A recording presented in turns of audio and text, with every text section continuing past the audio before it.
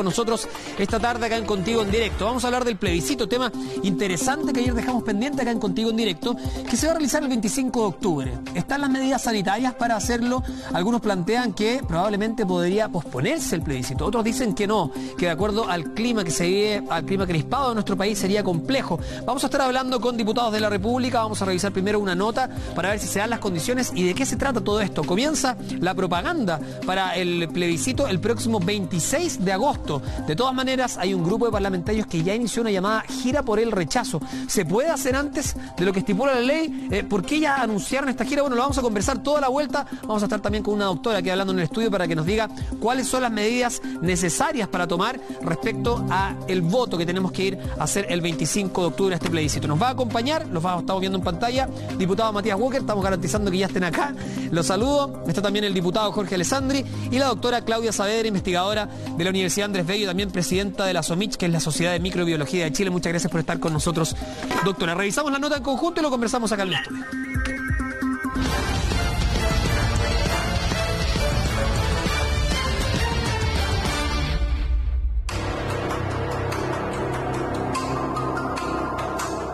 El 18 de octubre nuestro país comenzó a vivir un proceso histórico y hoy, 308 días después, tiene un resultado concreto con fecha 25 de octubre, plebiscito constitucional.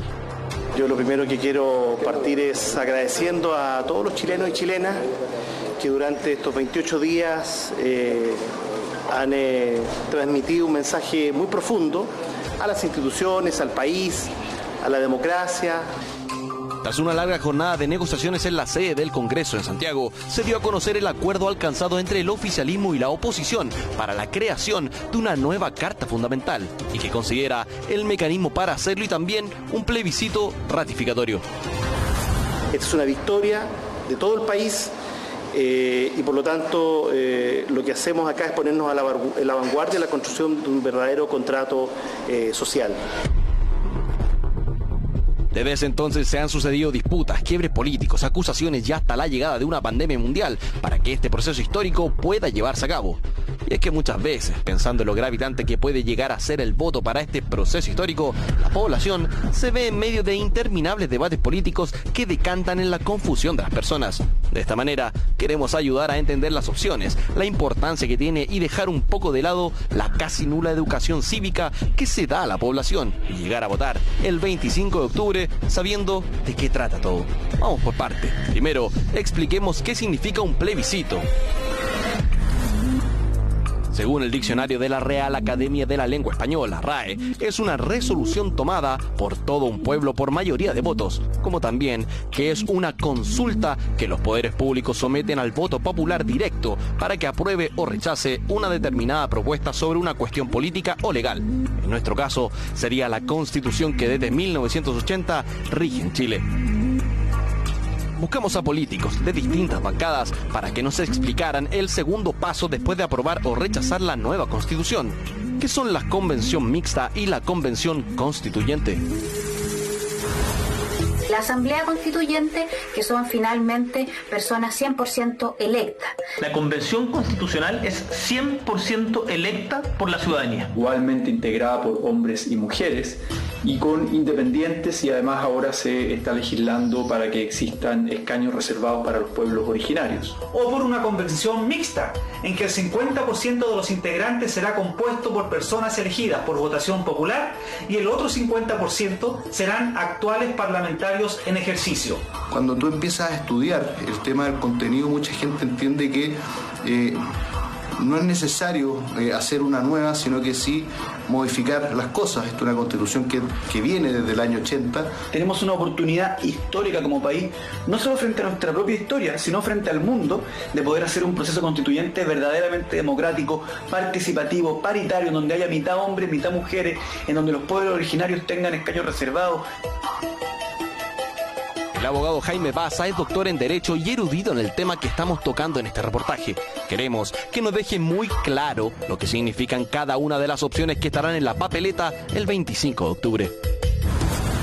La Convención Constitucional o Asamblea Constituyente es un cuerpo de representantes colegiado, ¿verdad?, que tiene por única finalidad, cuyo único encargo es redactar una nueva Constitución.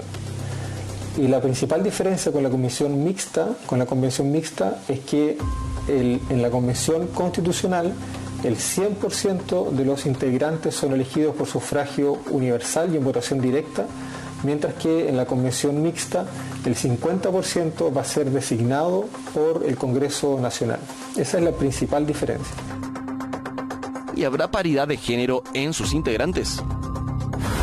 La convención constitucional va a ser paritaria, en el sentido de que la mitad de sus integrantes van a ser hombres y la otra mitad van a ser mujeres, mientras que esa dimensión paritaria de la convención constitucional no se va a verificar en la convención mixta. Mira, tengo entendido que el CERVEL está confeccionando un protocolo para este tipo de cosas. La verdad que no lo he leído, pero sí sé que están preocupados del tema. Incluso hace poco leí que estaba pidiendo presupuesto. Las preguntas las hacen. La incertidumbre de si están en lo correcto o no a todos nos puede pasar, pero si alguien debe hacer el trabajo para que al momento de sufragar todo esté en orden, es el servicio electoral. Conversamos con Patricio Santamaría, presidente del Consejo Directivo del CERVEL, para que nos explicara las facultades que poseen y acciones que realizarán para que la elección sea segura, participativa e íntegra. Están aprobadas diversas facultades fundamentalmente orientadas a facultades sanitarias, pero van desde la constitución, la instalación, el funcionamiento de las mesas, hasta el establecimiento de este protocolo sanitario. Vamos a tener facultades para establecer cómo se instalan y se construyen las cámaras secretas, un kit sanitario para los efectos de la protección de los vocales, mesas más amplias, obviamente, para mantener el distanciamiento social. El aforo o la capacidad de los locales de votación también lo vamos a poder determinar, y eso hace entonces una exigencia mayor a evitar aglomeraciones. ¿De qué manera el CERVEL hará las acciones para tener una elección segura?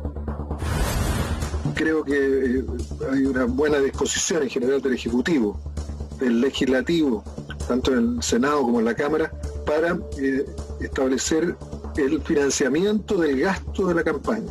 Eso es algo que se está trabajando en la mesa técnica. Vamos a tener probablemente buenas noticias respecto de eso. Desde el próximo miércoles 26 de agosto se dará comienzo a la campaña electoral oficial por las dos opciones, apruebo y rechazo. En el tema oficial, ¿cómo se prevé que sean las campañas por ambas partes? ¿Hay algunos cambios con relación a la pandemia mundial que se vive? Hay normativas que están hoy día en vigencia, que tienen que ver con la autoridad sanitaria y que son variables dependiendo del paso en el que esté la respectiva comuna. Sí, hemos visto que es posible probablemente el puerta a puerta en la medida que se conserve la distancia, obviamente la mascarilla y todas las condiciones que exige hoy día desde el punto de vista sanitario la autoridad de salud para los efectos de proteger a la población de los contagios. Creemos que va a haber un crecimiento importante en la utilización de las redes sociales para los efectos de la propaganda, y también en eso hemos tomado algunas medidas. Las redes sociales están cumpliendo un rol muy importante, ¿verdad? Hay mucha información que circula a través de las redes sociales. Y ciertamente ahí hay un espacio de socialización importante. Al mismo tiempo, yo creo que los medios de comunicación social, particularmente radio y televisión, hoy día debieran cumplir un rol distinto, ¿verdad?, en el sentido de abrir sus señales y garantizar la mayor información posible hacia la ciudadanía. Asumiendo no solamente ese espacio de franja electoral obligatoria, sino que asumiendo también un rol un poco más proactivo en la educación cívica de la ciudadanía. Para abril de este año estaba en un principio presupuestada la realización del plebiscito, pero ya todos sabemos de quién llegó y aún no se va de nuestro país y el mundo entero: COVID-19. De esta manera se pospuso para el 25 de octubre. Algunos dicen que nuevamente por la pandemia mundial podría sufrir cambios. El doctor Juk Ramón Kong encendió la alarma por el posible rebrote que pueda azotar a nuestro país, teniendo un posible pic en octubre, mes del plebiscito. Nuestras autoridades han dicho que haya o no haya rebrote, más bien dicho, una nueva oleada, el plebiscito se va a hacer porque se van a tomar las medidas sanitarias. Y efectivamente, tú si tienes medidas sanitarias correctas, en el sentido de poder, incluso con el virus en circulación, que sabemos va a estar por harto tiempo más, puedes hacerlo de manera segura. Por lo tanto, manteniendo las precauciones, las seguridades y con el compromiso de nuestra población, se puede realizar. Desde el CERVEL, Patricio Santamaría nos explica las medidas que se tomarán para el plebiscito de octubre, tomando en cuenta la pandemia del COVID.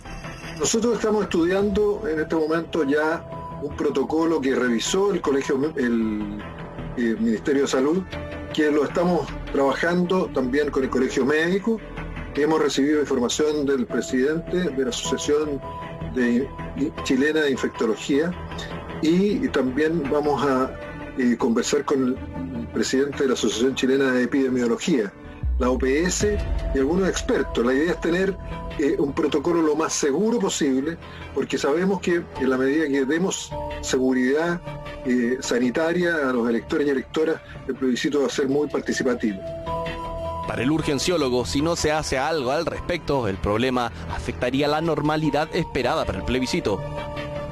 ¿Acaso se deberían tomar otras medidas para salvaguardar los temas sanitarios como la distancia? De ser posible, un voto electrónico, lógicamente hoy día hay que discutirlo para que se pueda hacer no solo en esta votación del plebiscito, sino que nos vienen muchas más por delante y va a disminuir lógicamente el contacto persona a persona y nos va a dar mayor seguridad no solo en esta pandemia, sino que en las que pudiesen llegar más adelante.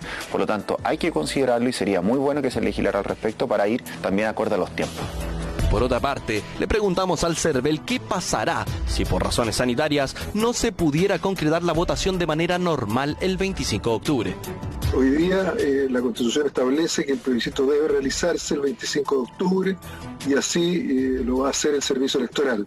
Nos estamos preparando fundamentalmente en dar seguridad, que sea un plebiscito seguro, porque eso va a asegurar a su vez que sea un plebiscito participativo. Yo creo que en realidad sé poco del tema, o sea, en términos de la Constitución, cómo está compuesta, me imagino que al promedio de las personas debe pasar lo mismo. Los cambios que trajo consigo el 18 de octubre no son para todos iguales, así lo da a conocer Verónica Romero, coordinadora del movimiento Alerta Chile. El 18 de octubre como ciudadanos despertamos y nos dimos cuenta que éramos responsables de alguna manera de lo que estaba pasando, porque la violencia no tiene justificación bajo ningún análisis. Queremos vivir en paz, libertad y creemos en la democracia. Verónica aborda el tema de la realización de este plebiscito dentro de una pandemia sanitaria. No hay garantías para que, debido a la emergencia sanitaria, este proceso se lleve a cabo y bien. No hay garantías de poder votar ese día y que después se dé la legitimidad al proceso. La educación sí incluye la historia de Chile, pero no incluye lo actual de Chile, lo que pasa ahora, los derechos de las personas. Yo me acuerdo que cuando era pequeña sí estudié todo de la historia de Chile, pero no la educación cívica actual. Te enseñan como solo del pasado. En eso concordamos. La educación cívica que recibimos en los colegios, familia, incluso con amigos, es prácticamente nula. De eso nos dimos cuenta desde el 18 de octubre, donde los temas referentes a la Constitución, Asamblea Constituyente, plebiscito y formas de ejercer democracia nos quedaron algo grande a muchos. Por eso la idea de Jun García y José Faraos de hacer un libro para niños y niñas jóvenes causó tanto revuelo. Con Lulú de protagonista quieren enseñar a los más pequeños educación cívica y saber más de lo que por regla nos enseñaron a nosotros. Cuando decidimos empezar a abordar este libro como una especie de manual de educación cívica, en parte era por el poco espacio que se le da a la educación cívica dentro del ámbito educativo, dentro también como de las discusiones familiares, de todos esos espacios. En realidad tenemos poca educación cívica y cultura cívica, y dado todo lo que estaba pasando en Chile, especialmente el tema del proceso constituyente, nos parecía muy relevante poder abrir estos temas de discusión con los niños y con las niñas y que entiendan desde muy pequeños la importancia que tiene participar dentro del mundo público. Tal cual nos explica Jun, una de las autoras del libro, nuestra educación cívica es casi nula. Para ellas, las autoras de las maravilláticas lecciones de Lulú, el fondo es otro. La única forma de que ese proceso y que la posterior constitución, que esperamos que salga, sea democrática, es en la medida en que en realidad todas las personas puedan participar de ese proceso. Para ellos, los políticos de nuestra larga y angosta faja de tierra, es un tema sabido la poca información que tienen los ciudadanos en temas políticos. ¿De qué manera se podría enseñar respecto a este tema? Son muchos, son millones de chilenos que ven en la Constitución un mecanismo para destrabar aquellos obstáculos que nos llevan a un mejor desarrollo, a mejores políticas públicas. Es fundamental, ojalá, que este plebiscito que vamos a vivir en un par de meses más implique también el pensar cómo chilenos finalmente estamos educándonos cívicamente a los niños o a los jóvenes y por supuesto que también a los adultos. Yo creo que sería fundamental, por ejemplo, que se vuelva a instalar en los colegios, en la educación básica y en la educación media, la educación cívica. Muy poco tiempo logramos recuperar las clases de educación cívica para los liceos y colegios. Y hoy día, en el contexto de la pandemia y el contexto del proceso constituyente, se hace más imperativo que nunca poder realizar campañas de información. Haber perdido ese ramo ha significado una suerte de desconocimiento de muchas cosas. Aún es tiempo que la gente se informe de lo que es nuestra actual Constitución y los derechos que consagra, porque al votar desinformado es fácil caer ante falsas promesas y expectativas que se puedan generar. Y esto lo digo por las campañas políticas que se van a desarrollar en favor del rechazo como del apruebo. ¿De qué manera se podría educar cívicamente a nuestra ciudadanía? Hemos tenido discusiones recientes muy polémicas, muy intensas, relacionadas, por ejemplo, con el 10% del retiro de los fondos previsionales y otras por el estilo, que han volcado de alguna manera la ciudadanía hacia la discusión parlamentaria, lo que ha permitido que la gente se entere de cómo funciona, por ejemplo, el Congreso Nacional. El hecho de que muchas transmisiones, muchas sesiones de sala y de comisión en la Cámara y en el Senado se hayan transmitido abiertamente y que la gente las haya sintonizado y las haya visto, da cuenta, creo yo, de un tipo de interés distinto que hasta ahora probablemente no habíamos visto. Yo creo que todo eso forma parte de este nuevo ciclo político, donde la gente de alguna manera se ha dado cuenta de que es muy importante que se involucre, que participe, y esa dimensión de educación cívica cobra ciertamente mayor relevancia. Estamos presentando Contigo en Directo. Ya, estamos con nuestro panel para debatir este tema interesantísimo. Es un día, una jornada histórica. Nuevamente se repite el mes de octubre, esta vez el 25 de octubre. Este plebiscito constitucional. Interrogantes, tenemos varias, ¿no? Vamos a hablar con los dos diputados que les contaba. Matías Walker está con nosotros, también Jorge Alessandri y la doctora Claudia Saavedra. Voy a partir con la doctora. Doctora, se ha generado un debate. Algunos incluso postulan posponer el plebiscito. El mismo vocero de gobierno desde el Palacio de la Moneda dijo, para nosotros el plebiscito va sí o sí. El tema es, el 25 de octubre, ¿estamos en condiciones sanitarias para poder realizar un plebiscito según su punto de vista? Bueno, creo que hay que considerar que estamos en un momento crítico para tener un plebiscito seguro. Este mismo desconfinamiento progresivo de la región metropolitana va a servir de experiencia, diría yo, y mejorar los errores que habíamos cometido. Hay una cosa que tenemos que considerar y que son las reglas del contagio. Esas reglas del contagio de las que habla un matemático británico respecto a lo que va a ocurrir o que ocurre en las pandemias. Porque evidentemente si podemos mirar la experiencia global, en las experiencias mundiales donde se ha abierto ha habido rebrotes, evidentemente. Mientras no tengamos una vacuna, la normalidad que conocíamos no va a regresar. Eso significa que tenemos que, ahora más que nunca, ser más estrictos con las reglas que en este reportaje que ustedes han mostrado, todos han recalcado, el CERVEL, la gente que entrevista, los expertos, ¿cierto? Pero sin embargo, cuando uno ve lo que está sucediendo, lo que ha sucedido estos días, con la apertura de un mall, con el Paseo Humada, uno se encuentra con qué sucede con el mensaje, porque en las medidas, a pesar de que se toman en los negocios, en los lugares, digamos, desconfinados, la pregunta es por qué no tenemos aún esa garantía y la gente se aglomera igual, o se pierde esa distancia física necesaria que ya sabemos que desde el punto de vista sanitario se requiere para no infectarse durante esta circulación. ¿Doctora? Y... ¿sí?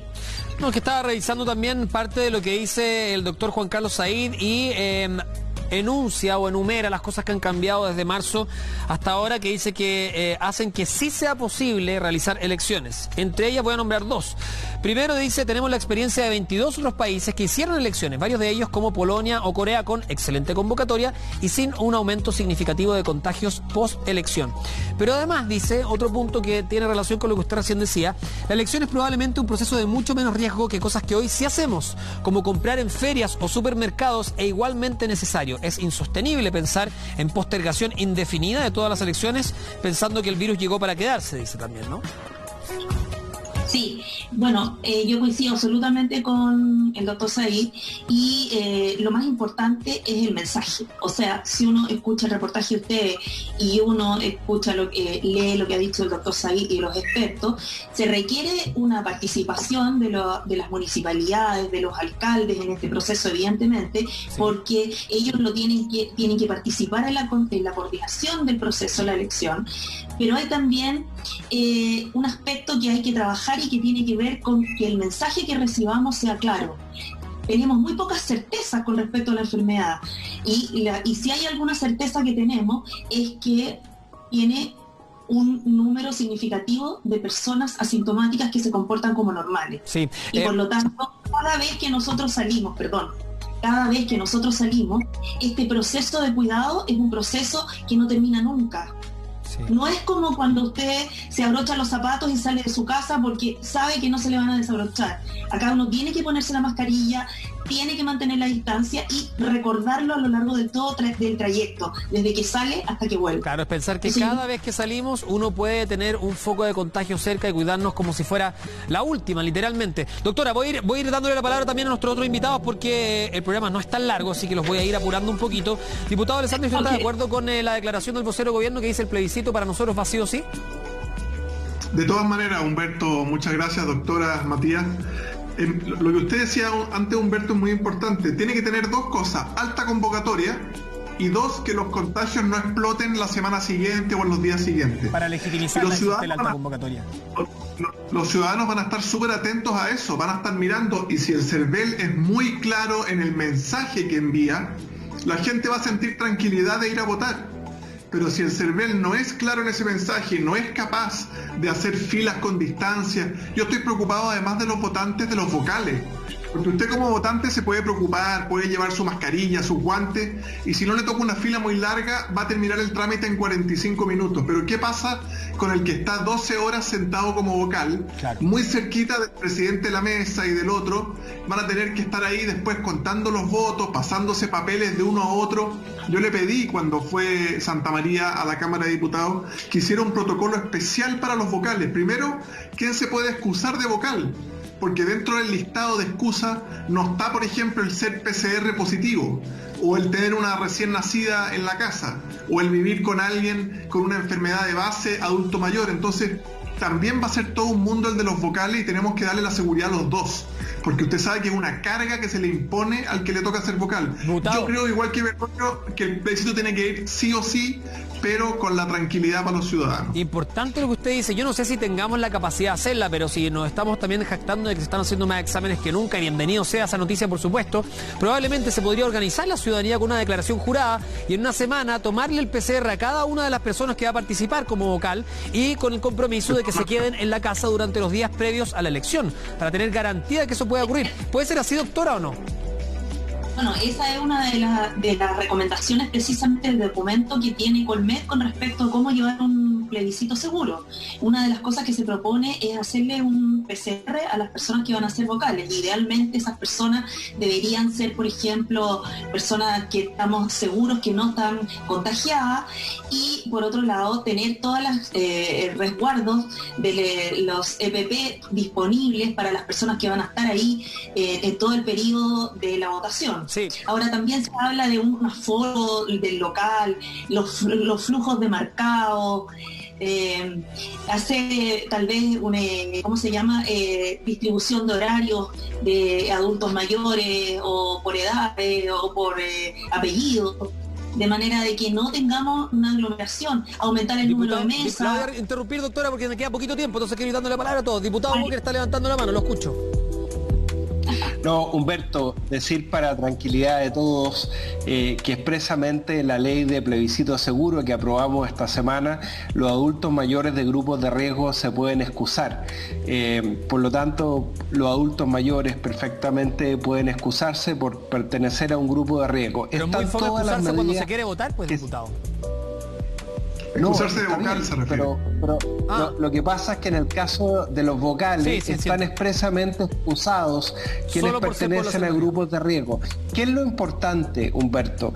Que la ley que aprobamos en esta semana, el plebiscito seguro, le permite al CERVEL adoptar todas las normativas con acuerdo del Ministerio de Salud. Es decir, esto no va a depender solamente del CERVEL, sino que también del Ministerio de Salud. Así que están todas las condiciones para que las personas puedan ir a votar, porque el horario de funcionamiento se va a extender hasta 12 horas.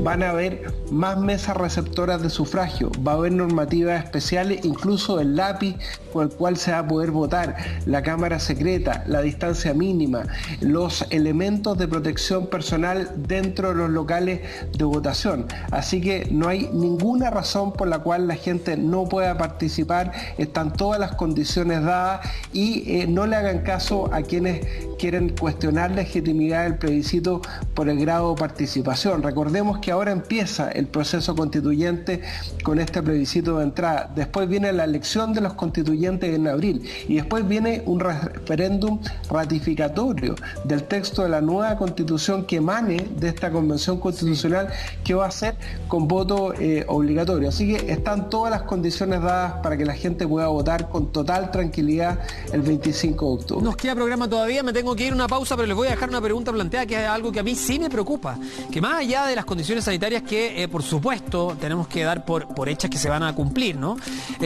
Escuchábamos recién en la otra una persona que decía, yo la verdad no sé mucho de la Constitución, no tengo idea, uno escucha, y aquí nos hemos enfrascado en una discusión entre extremos políticos, o entre posiciones políticas, si se quiere, donde algunos dicen, si esto se aprueba va a cambiar tu vida y vamos a ser mejor que nunca, si otros dicen, y si se vota rechazo vamos a ser peor que países como Venezuela, que en los últimos años. La verdad es que hay una política del terror que se está instaurando frente a una votación y muchas personas ni siquiera saben lo que se vota. ¿Qué se trata o qué nos garantiza una Constitución? Lo quiero conversar en el próximo bloque con ustedes. Gracias por seguir con nosotros acá en Contigo en Directo. Por ahora, una pregunta. ¿Ustedes sabían que el árbol chileno, el quillay, está siendo utilizado